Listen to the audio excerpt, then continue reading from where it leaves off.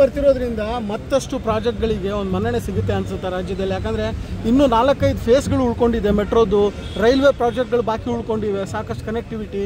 ಈಗ ಬೆಳಗಾಂ ಮತ್ತು ಬೆಂಗಳೂರಿಗೆ ಒಂದೇ ಫೇಸ್ಗೂ ಕೂಡ ಇವತ್ತು ಥರ್ಡ್ ಫೇಸ್ನ ಮೆಟ್ರೋ ಲೈನ್ಗೂ ಕೂಡ ಒಂದು ಗುದ್ಲಿ ಪೂಜೆ ಇವತ್ತು ಆಗ್ತಾ ಇದೆ. ಅಂದರೆ 3ನೇ ಹಂತಕ್ಕೂ ಕೂಡ ಇವತ್ತು ಚಾಲನೆಯನ್ನು ನೀಡ್ತಾ ಇದ್ದಾರೆ.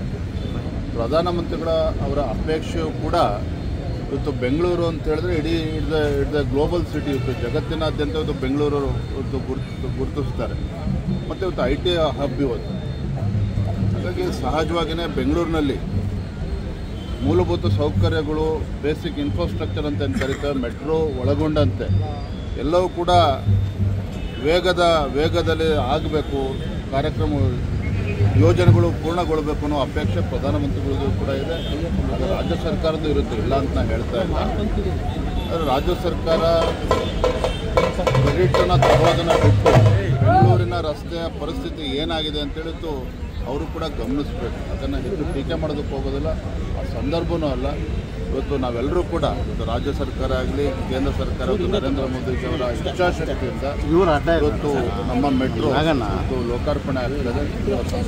ಬೆಂಗಳೂರಿನ traffic sir world wide known ಇರೋವಂಥ ವಿಷಯ. ಹಾಗಾಗಿ ಈ ಮೆಟ್ರೋ ಪ್ರಾಜೆಕ್ಟ್ಗಳು ಬೆಂಗಳೂರಿನ ಟ್ರಾಫಿಕ್ನ ಈಸ್ ಮಾಡೋದಕ್ಕೆ ಎಷ್ಟೊಂದು ಅನುಕೂಲ ಮಾಡಿಕೊಡುತ್ತೆ.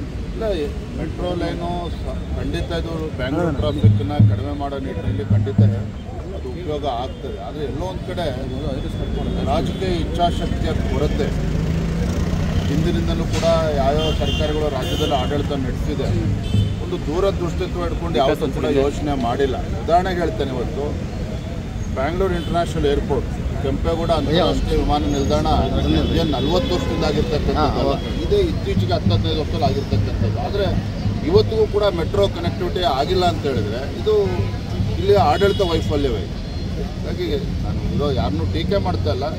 ಎಲ್ಲೋ ಒಂದು ಕಡೆ ಬೆಂಗಳೂರು ಮಹಾನಗರಕ್ಕೆ ಯಾವ ವೇಗದಲ್ಲಿ ಇವತ್ತು ಮೂಲಭೂತ ಸೌಕರ್ಯಗಳು ಆಗಬೇಕಾಗಿತ್ತು ಆ ವೇಗ ಪಡೆದುಕೊಂಡಿಲ್ಲ.